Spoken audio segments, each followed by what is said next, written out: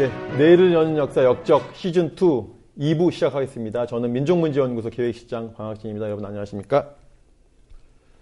오늘은 시인의 정부라고까지 칭송받고 있는 미당 서정주와 미당 문학상에 대해서 오늘 이야기를 나눠보겠습니다. 먼저 우리 김광진 의원님께서 미당이 남긴 대표적인 친일시와 친독재시가 있지 않겠습니까? 그걸 한번 우리 시청자분들께 한번 낭독해 주시죠. 낭독 전에 말씀하셨던 시인의 정부라고 하는 단어가 저도 들을 때 정확히 무슨 말이지? 라고 좀 헷갈려서 아마 시청자분들도 무슨 말일까? 뭔가 좀 어떤 의미인지는 대충 알겠는데 라는 생각이 아마도 우리 흔히 삼성공화국 이렇게 불리는 것처럼 문학계라고 하는 게 미당에 기반한 거의 정부처럼 구성되어 있다, 뭐 그런 의미로 쓰신 건가요? 문학계가 정부를 구성했다면은 구성하는 정부의 수반이 이제 미당이다. 거다. 이런 이제 최고의 칭송인 거죠. 당시로서는. 예.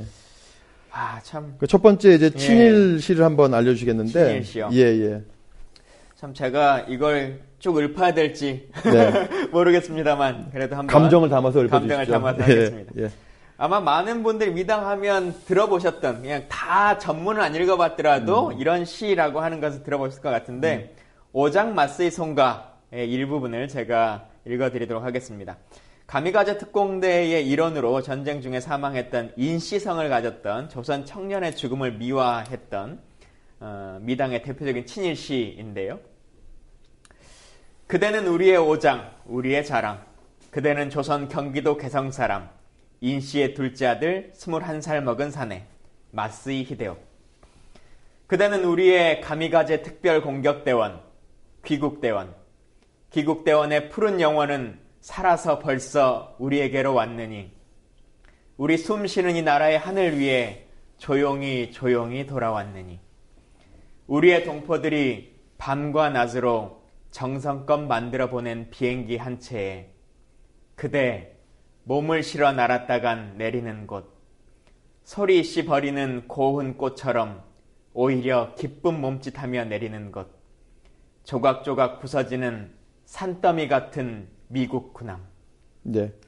오장 마스이 송가는 인시성을 가진 조선인, 청년이 최초로 가미가제 특공대원이 되었다.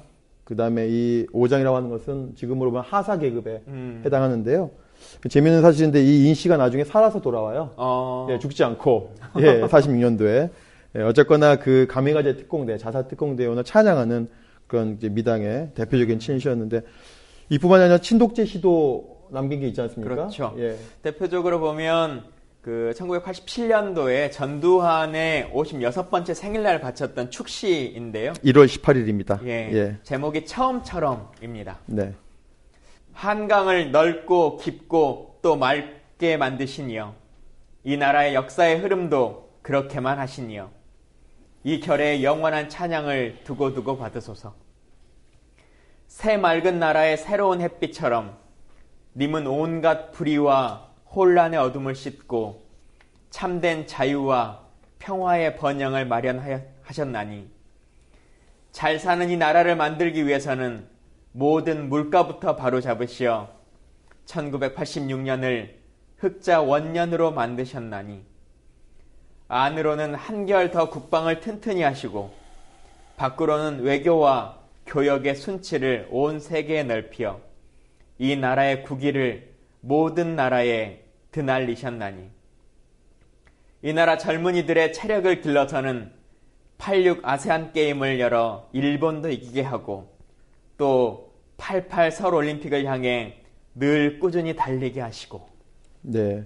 이게 처음처럼이라고 하는 지금 이제 소주와 이제 이름이 같은 그런 이제 제목인데 이제 87년도 1월 18일 날 전두환 생일에 맞아서 청와대 가서 직접 읊었다는 유명한 친독재 시가 되겠는데요. 근데 거의 내용으로만 봐도 좀 시적인 아름다움 이런 것들은 좀 많이 빠져있는 것 같은데요? 101장 시 같아요. 그래서 이제 제가 오늘 녹화 오기 직전에 제가 남영동 대국문실에 다녀왔거든요. 지방에서 학생들이 방학 맞아가지고 지금 남영동 대국문실에 많이 옵니다. 그래서 제가 한 팀 안내하고 왔는데 박종철 열사가 돌아가신 게 1월 14일이거든요.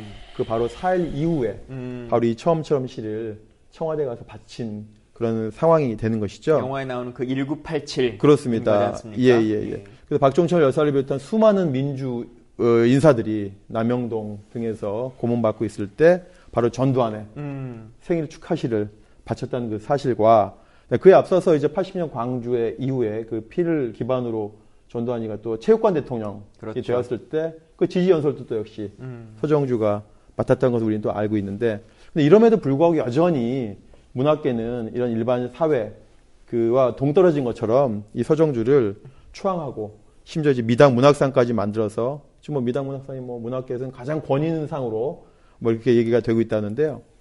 그 사연이 어떤 것인지 한번 저희가 한번 들어보려고 이 자리에 예. 귀한 분을 모셨는데요. 맹문재 시인님을 모셨습니다. 안녕하세요. 안녕하십니까? 안녕하십니까? 예. 네, 시를 쓰는 맹문재입니다. 현재 안양대학교 국어국문학과에서 학생들과 같이 공부하고 있습니다. 오늘 만나 뵙게 되어서 반갑습니다.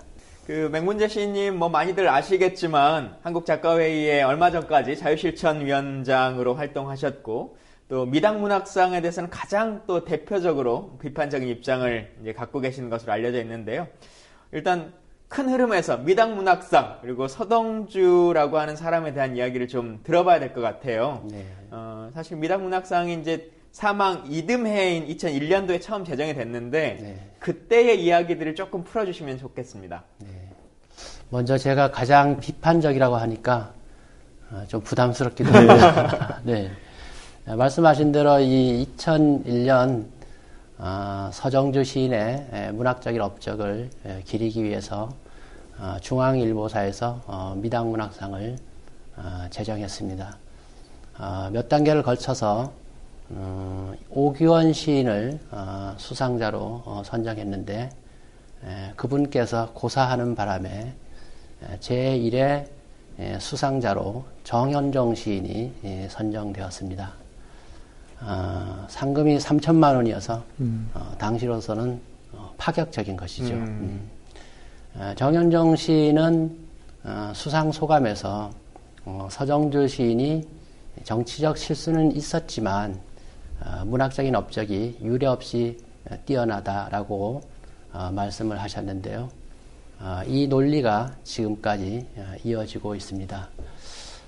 미당문학상을 제정했을 때 민족문학 작가회의 산하 12개 지회에서는 오도된 역사와 현실을 거부하며 라는 성명서를 발표했습니다. 미당 서정주의 시 업적이 지나치게 과대평가되었고 반성 없는 역사 위식으로서 문학상이 제정되었기 때문에 문학상과 관계된 어떠한 일들, 가령 문학상을 수상한다거나 심사한다거나 이런 일들에 참여하지 않겠다고 선언했습니다. 이 민족문학 작가회는 지금 한국작가회의 전신 조직입니다. 1974년에 자유실천 문인협의회가 창립되어서 1987년에 민족문학 작가회로 조직이 확대 개편되었고 2007년에 다시 한국작가회의로 조직이 확대 개편되었습니다. 2000년 9월에 소설가 황순원이 또 2000년 12월 24일 시인 서정주가 타계했습니다. 어느 시대나 또 시기나 문인들의 타계가 있기 마련인데요. 특히 이 두 분의 타계가 주목되는 것은 그동안 한국 문단에 끼친 영향이 지대했고 또 새로운 세기에 일어났다는 것입니다.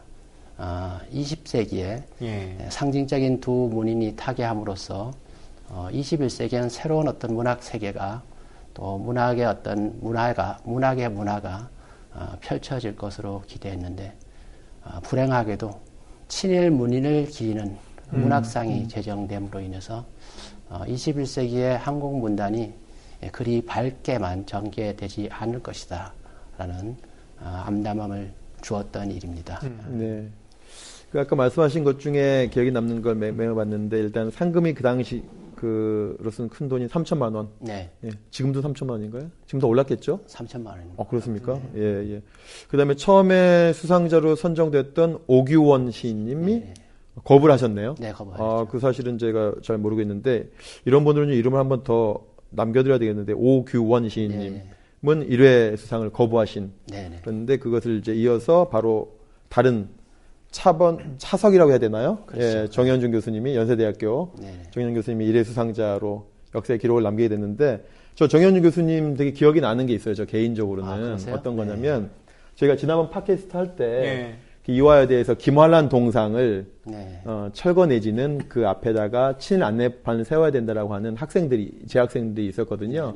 그 학생들 모시고 이제 저희가 방송을 한 적이 있는데 그에 앞서서 이제 연구소가 2001년도에 중앙일보에서 그 1회 수상 한다는 소식을 듣고 중앙일보 앞에서 저희 민족문제연구소가 몰려가서 반대 운동을 공개적으로 한 적이 있습니다. 아마 문학계와 전 그 사회, 시민사회를 통해서 최초일 건데 가장 먼저 반대 목소리를 저희가 냈고 그 다음에 이제 바로 말씀하신 대로 정현종 연세대 교수께서 수상자가 발표됐다라고 하는 사실 저희가 보도를 접하고 저희 연세대학교 정문까지 가서 정문에서 피켓팅을 했어요. 그때 이제 여러 명이 피켓팅 오랫동안 했는데 일주일 정도 한 것 같은데요. 그 피켓팅 문구를 저희가 만들었던 기억이 나요. 어떻게 만들었냐면 정현종 교수님 당신의 제자인 이한열이 전두환에 의해서 죽어갈 때 서정주는 그를 찬양했습니다. 이런 맥락의 이제 피켓 문구를 만들어서 교문에 한 일주일 들고 서 있으니까 저희가 아침 등교 시간에 맞춰서 서 있었는데요. 제가 정현 교수님 직접 봤어요. 네, 제가 그 얼굴을 제가 사진에서 봤으니까 그 피켓 내용을 보고 가셨어요. 네, 그래서 그게 참 인상이 남는데 뭐 그럼에도 불구하고 수상 거부는 없었고 수상을 하시더라고요. 개인적으로는 그런 인연이 있는데 정 교수님 저 기억 못 하시겠지만 그 주관사가 중앙일보라고 하시는 것은 그 상금이나 이런 것도 지금 다 중앙일보가 내고 있는 건가요? 지금도 그렇죠. 운영하고 있는 것이 중앙일보인 건가요? 지금도 그렇더라고요. 중앙일보사가. 어떤 시스템으로 누가 주관한다고? 지금 그러니까 이 미당문학상과 관계된 주체가 누구인지 또 정확하게 이 문학상을 제정한 동기가 무엇인지 상금은 어떻게 출연되는지 등에 대해서 좀 더 깊은 연구가 필요합니다. 그래서 상금을 중앙일보사가 직접 내지 않는다는 얘기를 제가 듣기도 했습니다. 재원은 또 다른 곳에서 또 받는 경우도 있겠네요. 언제 이 미당문학상에 대한 좀 더 심도 있는 논의가 필요하다. 이게 연구를 해야 되는 그런 상황이군요. 미당문학상의 그 재원의 출처와 움직이는 거대한 손이 어떤 분들인지 이거 연구가 필요하네요. 추적이 필요하겠네요. 그러니까 사실 이렇게 막 반대하는 사람들이 많은데 굳이 막 나서서까지 하고 돈을 댄다는 게 어떤 의도성을 담거나 아니면 다른 어떤 이유가 있을 텐데 그 이유를 또 정확하게 좀 찾아보면 좋겠다 이런 생각이 듭니다. 저는 맨 처음에 2000년도에 중앙일보사가 이거를 주관사로 나왔을 때 왜 중앙일보지? 라는 생각을 했던 것이 왜냐면 서정주의 경력을 보면은 동아일보 기자를 오랫동안 하거든요. 그래서 우리 동아일보가 그 미당의 문화 권력이랄까 그 이미지를 좀 가져오고 싶어 할 텐데 왜 동아일보가 아니고 중앙일보인가라는 의문을 살짝 그때 가진 적이 있었어요. 기타 등등 이게 많은 연구가 사실 필요합니다. 여러 가지 연구와 그다음에 내부에 계신 분들의 또 제보가 필요한 그런 그 상황 같네요. 이것이요. 근데 뭐 그렇게 첫 해부터 수상 거부하신 분이 있을 정도로 문제제기가 계속 있어 왔었고, 그럼에도 불구하고 계속 이제 상은 수여되고 있습니다만, 당시에서부터 지금까지 계속 반대 여론들도 있고, 또 관련해서 보자면, 2001년도에 처음 이제 상이 제정되고 나서 다음 해였던 2002년도 8월 달 정도에도 친일 문학에 대한 자성, 친일 작가 선정과 작품 목록 공개 기자회견이라고 하는 것들도 계속 이제 작가회의나 이런 쪽에서 열었던 것으로 알려져 있는데요. 관련해서 계속 진행해 오셨던 좀 반대 운동이나 뭐 상황들은 좀 어떻게 진행되고 있는 건가요? 그때 2000년도에 저희 민족문제연구소도 같이 그때 했던 것으로 기억하는데요. 네. 그렇죠. 2002년 그 광복 57주년을 맞이해서 8월 14일 날 민족문학 작가회, 또 민족문제연구소, 또 실천문학, 또 민족 정기를 세우는 국회의원 모임 등이 제-아비를 고발하는 심정으로 친일문학 작품 목록을 고발하고 조국과 민족어 앞에 사죄한다. 이러한 기자회견을 가졌습니다. 해방 이후 선대 문인들의 과오를 후배 문인들이 대신 사죄하는 그런 기자회견이어서 큰 의미가 있습니다. 기자회견 때 일제 식민지 침략 전쟁을 적극적으로 협력한 친일 문인 42명을 선정했습니다. 선정 기준은 그 침략 전쟁을 옹호하거나 협력한 그 정도에 따라서 했고요. 또 분명한 근거가 있는 문인들의 경우에 한해서 선정했습니다. 서정주라든가 김동인이라든가 최남선, 이광수 이런 대표적인 작가들이 당연히 선정되었죠. 이때 이 선정뿐만 아니라 조선일보사서 운영하는 동인문학상, 또 중앙일보사서 시행하는 미당문학상 등을 비판했고요. 또 문제는 이 친일 작품들이 국정교과서에 수록돼서 교육으로 쓰이고 있으니까 국정교과서에 수록된 작품들을 삭제를 요청했고요. 그 다음에 그 친일 일명사전 편찬 사업을 적극적으로 지원한다는 그런 의견도 표명했습니다. 네. 네. 그 2002년도에 대단히 아까 말씀하신 새로운 천년이 시작되면서 그 문학계뿐만 아니라 가톨릭이라든지 네. 종교계라든지 로마 가톨릭에서도 과거에 뭡니까 마녀 사냥 같은 경우 있지 않습니까? 십자군 전쟁 이런 것도 역사적인 과오를 사죄하면서 좀 새로운 천년을 좀 열어가자. 라는 것이 각계각층에서 벌어졌고 특히 이제 문화예술계에서는 거의 유일하게 문학계에서 2000년대에 반성이 있었어요. 그러면서 대단히 좀 이제 사회적으로 이 과거를 청산하자는 또 고백하자는 이런 분위기가 있었는데 근데 좀 그 소리가 이제 잠잠해졌습니다. 이제 오히려 확산되지 못하고 그냥 잠잠해지면서 쭉 있다가 특히 이제 친일 문학에 있어서는 오히려 거꾸로 역으로 친일 문학의 상을 다시 만들겠다고 하는 목소리가 그렇죠. 또 나왔는데 그게 2016년도에 바로 8월에 한국의 대표적인 또 문인단체라고 할 수 있는 문인협회에서 존재하지도 않는 최남선, 이광수 문학상을 만들겠다. 있는 친일 문학상도 지금 없어야 될 판에 거꾸로 최남선, 이광수 문학상을 만들겠다고 불을 붙여요. 저희가 또 이걸 또 가만히 있을 수 없어서 저희도 달려가죠. 또 우리 자실위원회 위원님과 달려가서 한번 한 적이 있는데 예. 그때도 기억나시죠? 한여름이었는데 네네. 뜨거운 그 정확한 이름은 이제 육당 학술상, 그다음에 춘원 문학상. 둘 다 문학상이 아니고 네네. 하나는 학술상, 하나는 문학상 이렇게 되어 있습니다. 네. 2016년 6월에 한국문인협회에서 춘원 문학상과 육당 학술상을 제정하기로 이사해서 안건으로 통과되었습니다. 그리고 2017년에 춘원 이광수의 무정 발표 100년을 맞이해서 네. 심포지엄을 열기로 또 결정했습니다. 춘원 이광수의 이 무정은 1917년 매일신보에 발표되는데요. 우리 학계에서 또 문단에서는 한국 최초의 장편 현대 장편 소설이라고 평가받고 있는 작품입니다. 어쨌든 이 한국문인협회에서 이런 결정 소식을 들어서 한국작가의 자유실천위원회, 또 민족문제연구소, 또 역사정의 실천연대 등이 대한민국 예술인센터 앞에서 이 문학상과 학술상 반대 기자회견을 열었습니다. 그 한국문인협회는 쉽게 말하면 작가회의랑은 조금 성향이 다른 이렇게 노선에 있는 단체인 거죠? 예, 듣는 분들이 이렇게 쉽게 이해하셔야 될 것 같으니까 예를 들면 선생님들로 치면 전교조 분들이 계시고 뭐 교총 분들이 계시고 이렇게 이해하면 되는 걸까요? 쉽게 얘기하면 그렇게 볼 수 있는데 어쨌든 한국 작가회는 독재 권력에 맞서고 또 분단 극복의 모순을 극복하기 위해서 그런 정체성을 가지고 있다는 점에서 한국문인협회와는 분명히 다른 추구하는 방향이 다른 면이 있죠. 문인협회랑 작가의 사무실 자체가 달라요. 네, 그리고 문인협회는 이제 서정주가 또 관여했던 곳이기 때문에 근데 이제 그때 당시 이사장님이 문효치 이사장님이신데 네. 그 결정을 하셨다가 또 바로 이 반대 목소리를 수용해서 네. 또 하여튼 문인협회 차원에서는 안 만들겠다 이렇게 또 결정을 또 바로 내려주셨어요.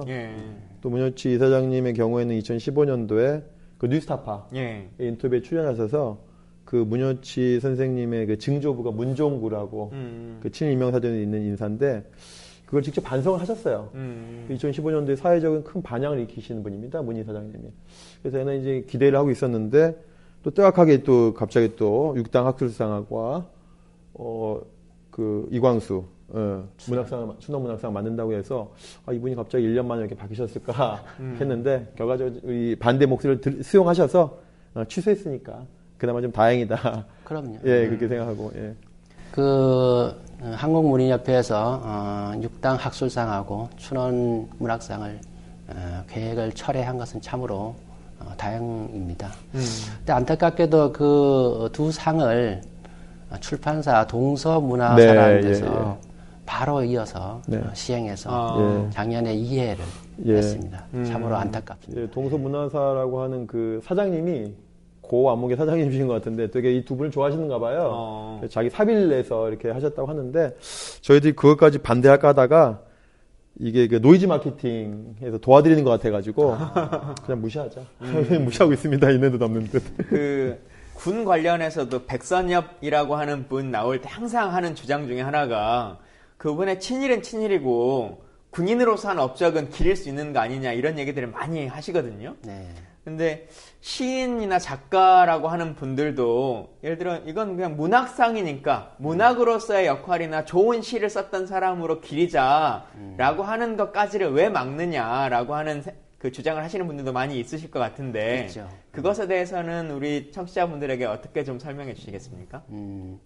대체로 그 친일 문학상을 옹호하는 분들의 논리가 두 가지가 있습니다. 한 가지는 분명히 아까 좀 전에 말씀하셨듯이,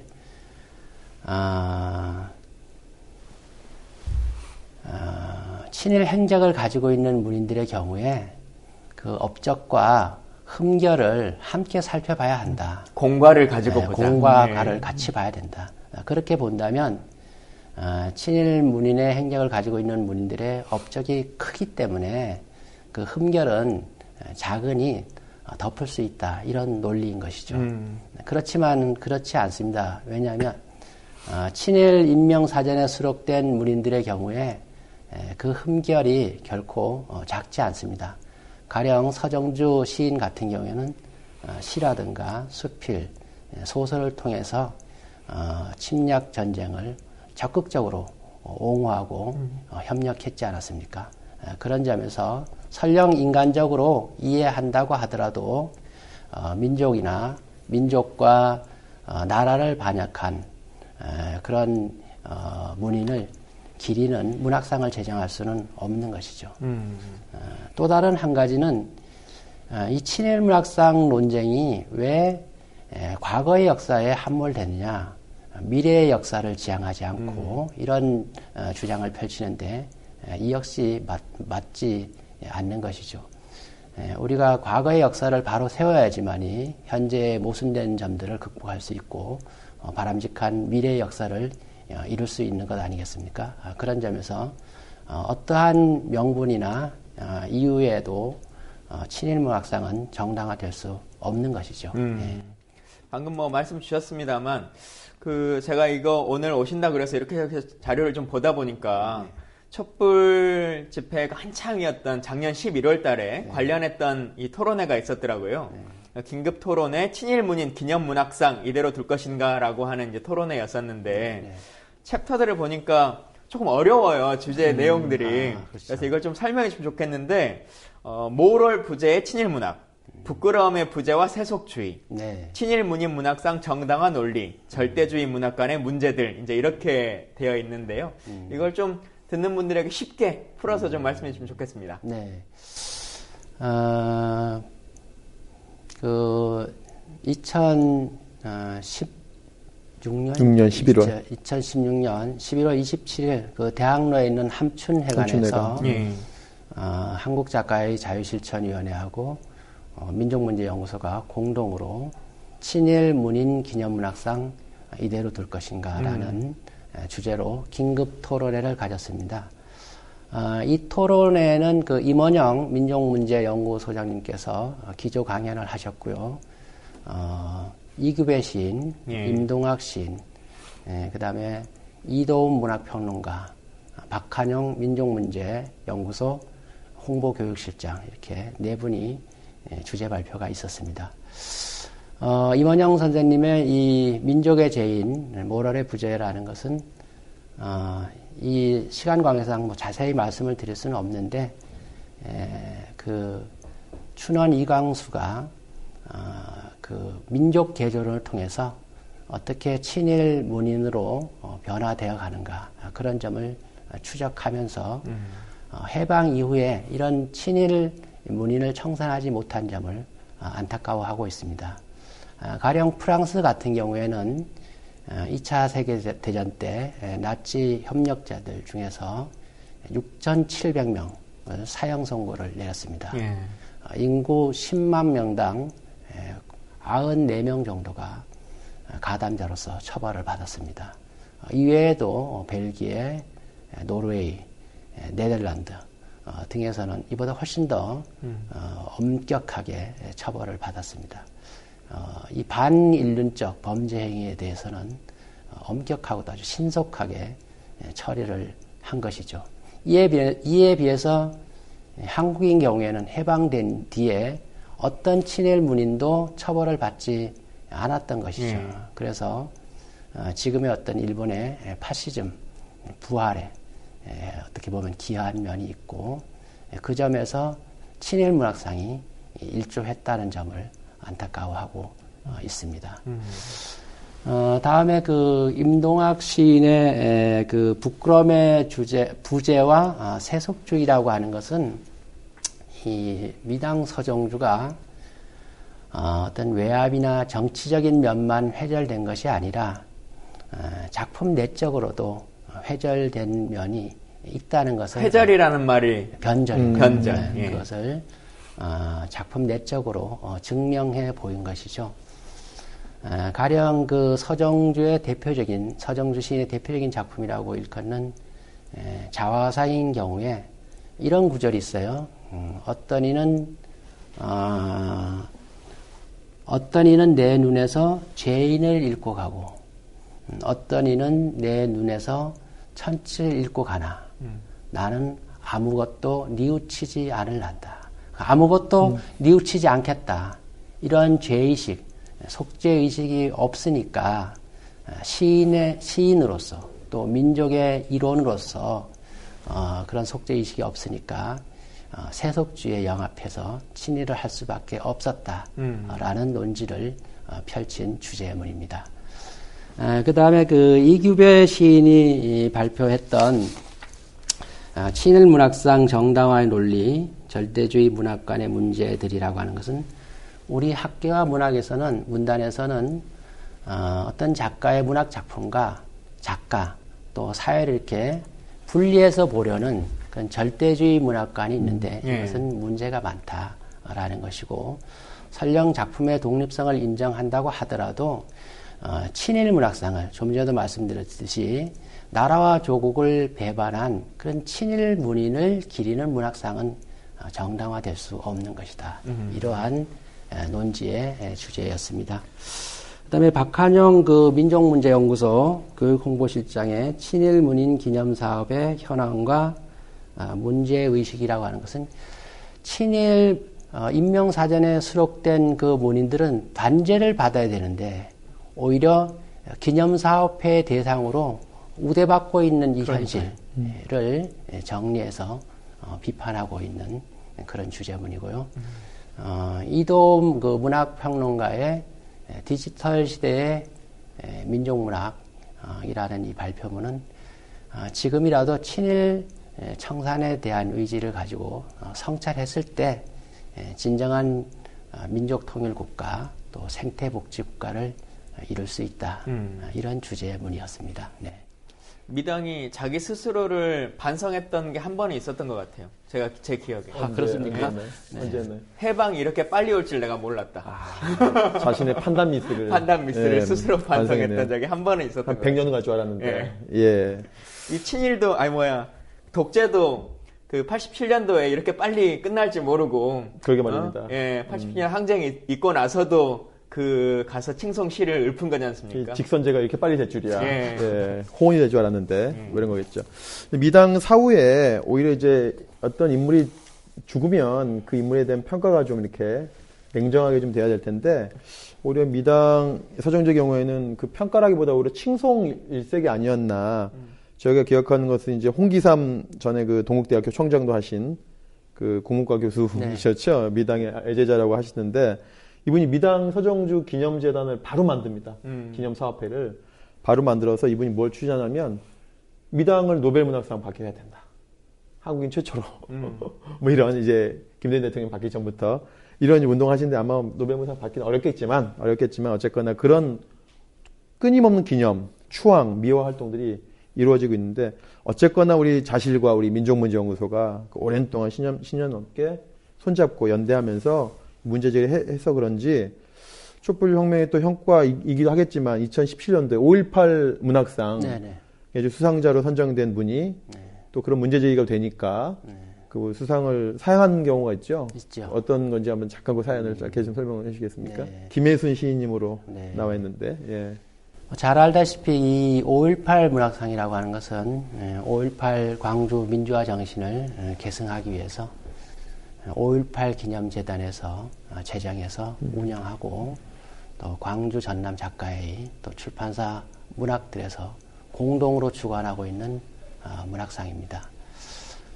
지난번 이 문학상에서 김혜순 시인이 수상자로 선정됐는데 이분이 미당 문학상 수상자이고 또 이 5.18 문학상 심사위원들이 미당 문학상을 수상했거나 또 미당 문학상의 심사위원을 역임한 분들이어서 논란이 되었던 것이죠. 다른 문학상과 다르게 이 5.18 문학상은 그 5.18 문학상이 문제가 되는 것은 서정주 시인이 잘 알다시피 친일 부역행위뿐만 아니라 광주 시민들을 짓밟고 정권을 탈취한 전두환 정권의 아부에서 많은 특혜를 받았고 그런 분의 기리는 문학상을 수상한 사람이 그런 분이 또 그런 시인이 5.18 문학상을 수상하게 됐다는 자체가 큰 모순인 것이죠. 아마 김혜순 시인도 이런 점이 부담감을 느껴서 수상을 사양했는데 참으로 다행스럽다고 생각하고요. 이 일을 계기로 해서 앞으로 한국에서 문학상을 심사하거나 또 수상자를 선정할 때 영향이 있을 것으로 기대합니다. 우리 맥문지 시인님이 제가 오면서 조금 말씀 나눴는데 전태일 문학상 그 오랫동안 깊이 관여하셨더라고요. 심사위원도 오랫동안 하시고 관여하셨는데 비유하자면 전태일 문학상을 이건희한테 준 거나 마찬가지예요. 말도 안 되는 또는 이건희를 칭송하는 삼성을 칭송하는 작가에게 전태일 문학상 준 거는 똑같은 경우거든요. 그래서 이런 말도 안 되는 일이 좀 앞으로는 벌어지지 말아야 되겠습니다. 제 생각에는 예를 들어 5.18 문학상은 수상을 하고 그 미당 문학상을 내가 반납하겠다. 이러면 조금 더 의미성이 좀 강할 것 같은데 반납을 안 받아줄 것 같은데요. 아니 스스로가 나는 그러면 그 상을 받았던 것에 대해서 반납하겠다라고 하면 이 민족의식이라든가 아니면 사회의식에 대한 것이 명확할 것 같은데 미당 문학상은 그대로 갖고 있고 5.18 상만 안 받는 상황이 돼가지고 조금 그리고 상금을 다 썼으면 어떻게 할 수 없잖아요. 상금까지 내놓으면 참 애매하지 않습니까? 그런가요? 그러니까 이렇게 정말 한번 역사적인 어떤 행위라고 하는 게 정말 중요하다고 할 수 있겠죠. 그 뭐 반대 얘기들은 많이 했었습니다만 또 여러 가지 일 중에서도 시민들에게도 이제 이 문제점을 알리는 게 중요하지 않습니까? 그렇죠. 그래서 제 기억에도 작년 그 8월 달에도 그날도 비가 많이 오고 하던 그 시기였는데 서대문 형무소 앞에서 친일 문학상 이 문제를 알리는 시화전을 진행하시기도 했고 또 뭐 매년 있는 작년 12월 달에 미당 문학상 시상식 때도 반대를 하는 운동을 펼치셨는데 요즘의 분위기나 뭐 상황들은 좀 어떻습니까? 글쎄 그 상황을 좀 더 말씀드리면 지난해 광복 72주년을 맞이해서 한국작가의 자유실천위원회하고 민족문제연구소가 공동으로 서대문 형무소 역사관 앞에서 친일 작품을 전시하고 또 신앙송하고 또 성명서를 발표하고 또 친일문학상 반대 서명을 시민들로부터 받았습니다. 그날 정말 폭우가 쏟아지는 날이었는데 날씨가 진짜 안 도와줬어요. 예. 그럼에도 불구하고 많은 시민들께서 친일문학상 그 반대 서명에 동참해 주셨습니다. 정말로 이 자리를 빌어서 감사의 말씀을 드립니다. 그 행사를 해보니까요, 일반 시민들이 실제 그 친일 작가들을 잘 모르고 있더라고요. 그죠. 근데 그 작품이 전시된 걸 보고서야 이분이 이런 시인이 친일 작품을 썼구나 이런 것을 알게 되더라고요.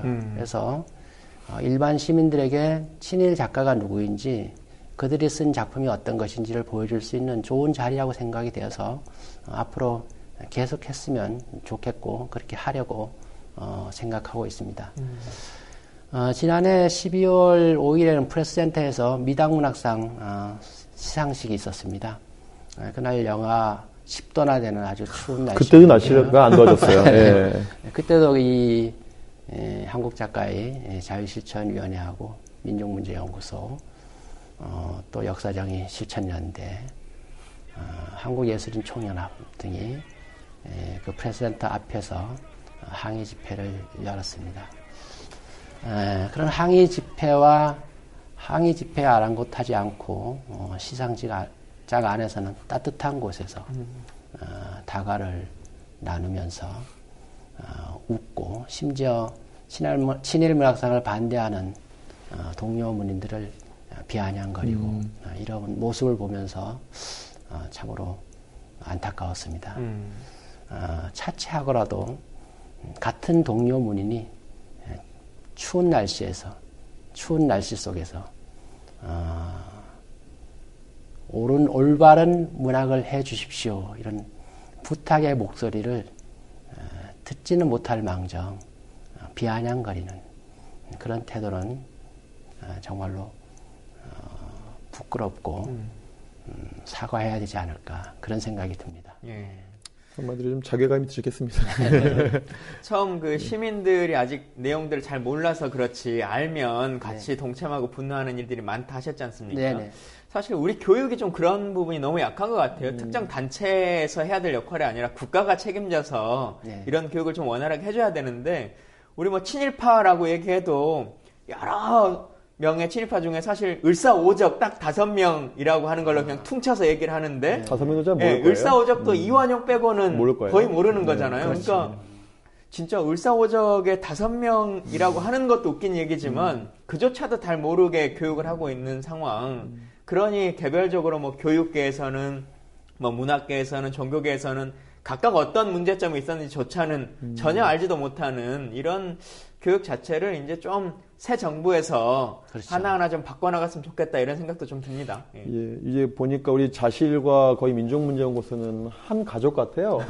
사무실 합쳐야 될 것 같습니다. 이렇게 투쟁을 보니까 거의 같이 했는데요. 말씀하신 지난 8월에 정말 폭우가 내렸었고 12월에 정말 추웠었는데 저 폭우가 내리는 그 현장에 저도 있었는데 그 저희가 이제 생각한 일반적인 소설가나 시인의 어떤 상이 있잖아요. 예. 정말 차를 마시면서 그 자연을 노래하는 그런 모습이 아니라 이 정말 비에 젖은 서명지를 다 말려가면서 시민들에게 나눠주시고 하는 그 모습이 정말 좀 애틋하다.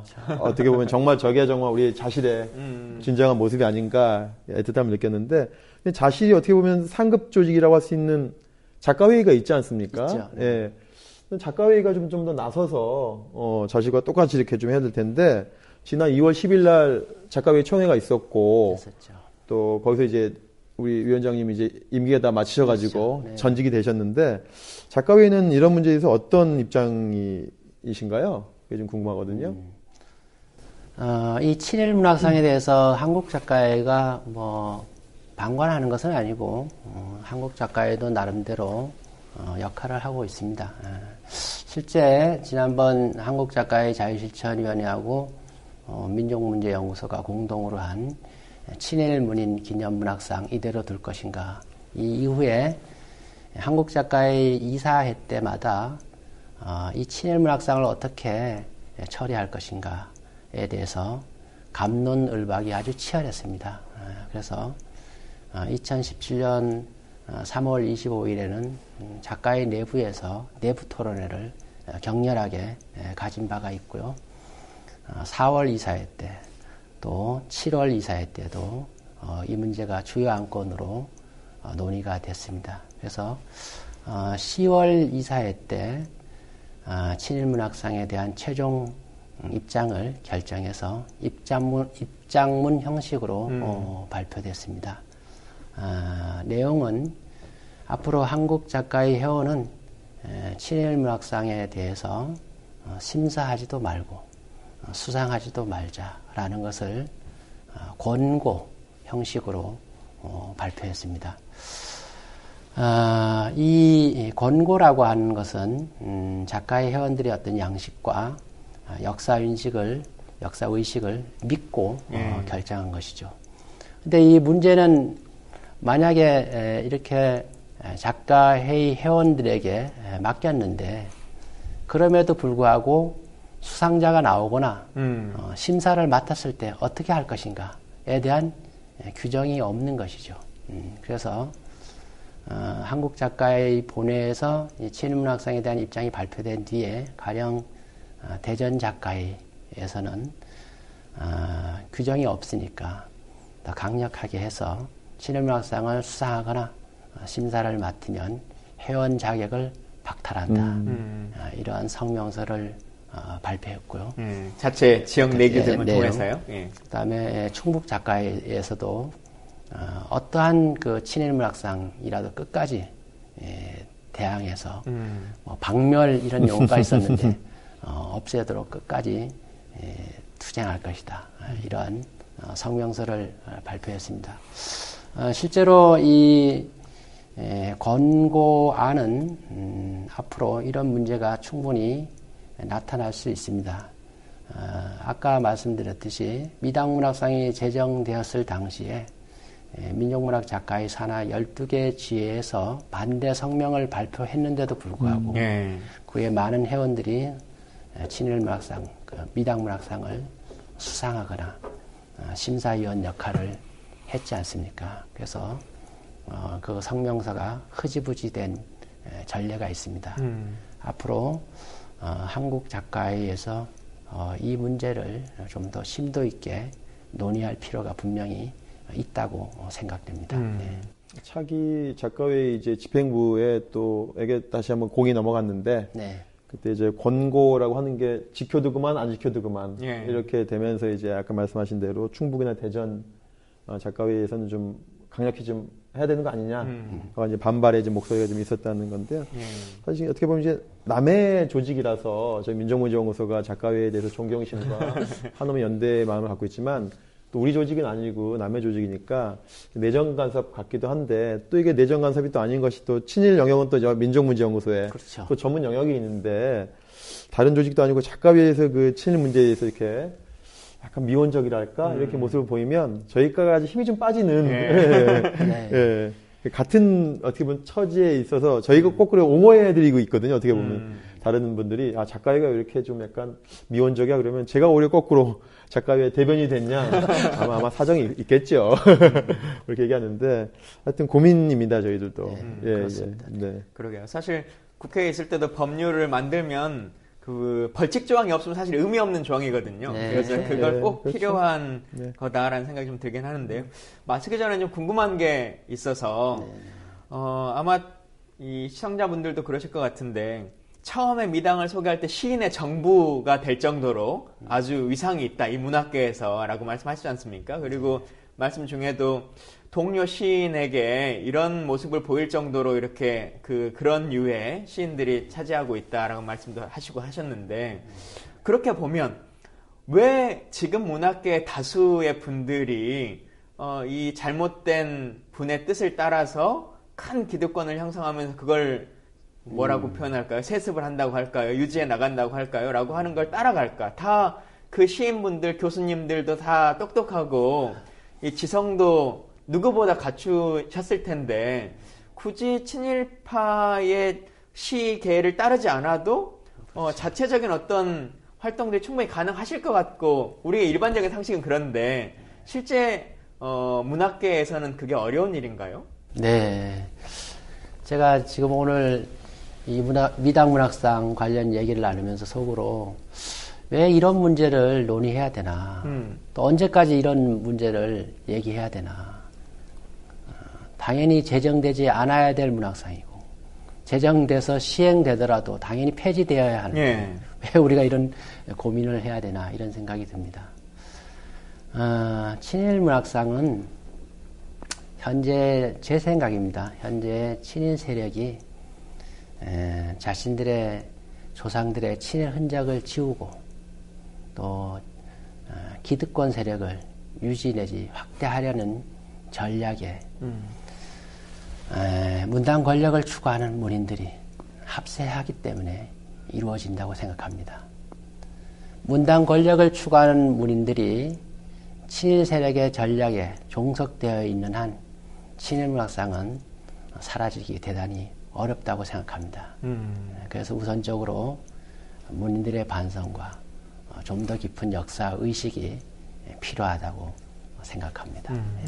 우리 정치도 요즘 정권 교체 하듯이 빨리 문학계도 교수님 같은 분이 정권 교체를 빨리 좀 하셨으면 좋겠습니다. 작가회의 말씀하셨습니다만 저도 순천에 있는 동안에 그 작가회의에서 시민들에게 이제 시를 가르쳐주는 아카데미가 있어요. 네. 그 아카데미에 이제 길문학회라고 네. 그 교육을 한 10년 했거든요. 네. 그래서 엊그제 말씀하셨던 김정숙 교수님, 시인과 같이 한 10년 하면서 제가 그 모임 회장도 하고 했었는데 사실 독재정권 시절에 이 작가회의라고 하는 이름 자체가 뭔가 저항의 의미 그리고 지성인으로서의 상징성 뭐 이런 것들을 쭉 상징해 왔었던 것 같아요. 시민들의 희망이었었는데 다시 한번 한국 작가회의와 자유실천위원회가 그 이정표를 다시 한번 세워줬으면 좋겠다 이런 생각이 좀 들고요. 오늘 오셨는데 시청자분들께 끝으로 좀 한 말씀 해주시죠. 네, 정말 친일문학상은 비유하면은 괴물과 같습니다. 자신의 조국과 민족을 배반한 그 문인을 기리고 칭송하는 문학상이라고 하는 것은 제정될 수도 없고 제정되었다고 하더라도 폐지되어야만 마땅합니다. 그럼에도 불구하고 친일 청산이 우리나라에서 제대로 되지 않아서 친일 문학상이 점점 늘어나고 있고 또 심지어 시행되고 있는 문학상의 권위가 더 높아져 가고 있는 이런 현실이 이루 말할 수 없이 안타깝습니다. 제가 이제 한국 작가의 전 자유실천위원장으로 이 모임에 이 방송에 참석했는데요. 앞으로 한국 작가회가 이런 친일 문학상 폐지 운동에 적극적으로 또 확실하게 나설 것을 기대합니다. 네, 감사합니다. 네. 네, 오늘 저희가 그 맹문재 시인님 모시고 좀 격려 좀 해드리고 이러려고 좀 왔는데 거꾸로 좀 본의 아니게 왜 이렇게 못하세요? 라고 거꾸로 이제 추궁하는 모임처럼 그 약간 비춰진 것 같아서 너무 죄송하고요, 시인님. 네. 앞으로도 저희가 한번 그 작가회의와 그 자유실천위원회와 더불어 끈끈한 연대 놓지 않겠다라는 말씀을 드리겠습니다. 오늘 와주셔서 감사드리고요. 그 시청자 여러분 이제 그동안 저희가 이제 시즌2 2부를 진행했는데요. 저희가 2부는 오늘로서 마치고 시즌2 2부는 마치고요. 저희가 한 달 정도 휴식기를 가지고 재정비해서 새로운 모습으로 찾아뵙겠습니다. 그동안 시청해 주셔서 고맙습니다. 여러분 감사합니다. 네, 감사합니다. 네.